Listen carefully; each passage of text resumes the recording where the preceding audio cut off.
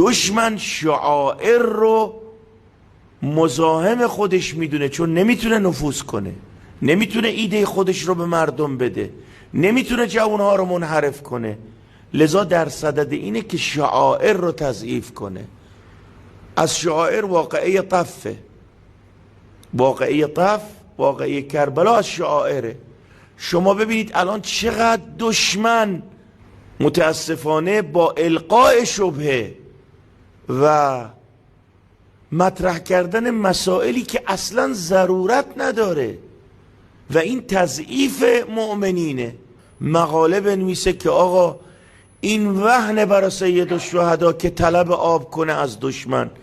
این چیزایی که تو مقتلا نوشتن دروغ، درست نیست. با بیاد یک جزوه‌ای را آماده کنه اینو منتشر کنه بین مردم. آی بشکنتون قلم. تو اصلا خوانده ای، پرسیده ای، سوال کرده ای؟ فحول از علما بر این امر تکیه کردن و اصلا سید الشهدا آمد که یک مدرسه ای رو بسازد که دین زنده بمانه، تمام جزئیات در واقعه کربلا رخ بده که این منشور بشود برای حقانیت تشیع. سید الشهدا که طلب آب کرد، این ذلت نیست، این ماده تاریخ است که مردم بدانید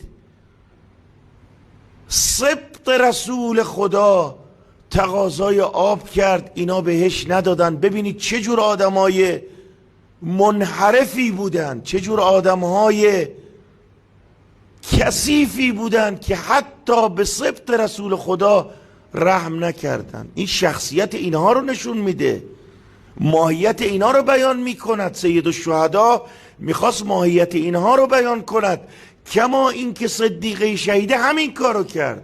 اون روزی که آمدن تقاضای ملاقات کردن نپذیرفت، بعد پذیرفت، اونجا ماهیت این دوتا رو معرفی کرد.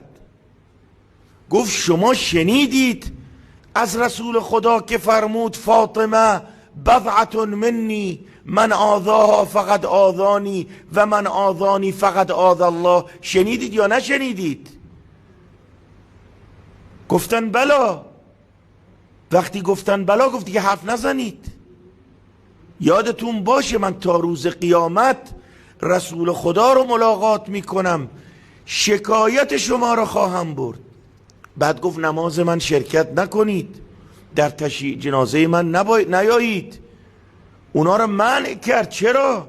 فاطمه زهرا میخواست ماده تاریخ بگذارد که مردمی که می آیید، شیعیانی که می آیید، بدانید که فاطمه زهرا مورد ظلم قرار گرفته، بین در و دیوار قرار گرفت. یک کسایی این کارو کردن و همین هم شد، ماده تاریخ شد. سید الشهدا فرزند 6 ماهش رو برداشت، آمد جلو قوم، گفت شما با من دشمنید، این زن و بچه چه گناهی دارن؟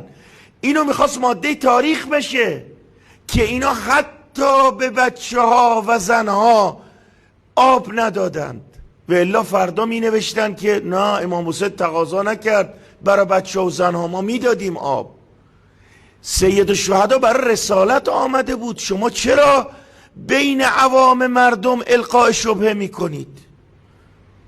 بعد از این همه درس و بحث به اینجا رسیدی که مقاله بنویسی وهن است برای سید الشهدا تقاضای آب کنه از دشمن. بعد این همه معارف به اینجا رسیدی؟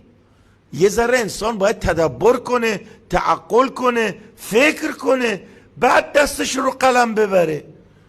انحراف نسل جوان به گردن توست. فردا باید تو جواب بدی روز قیامت.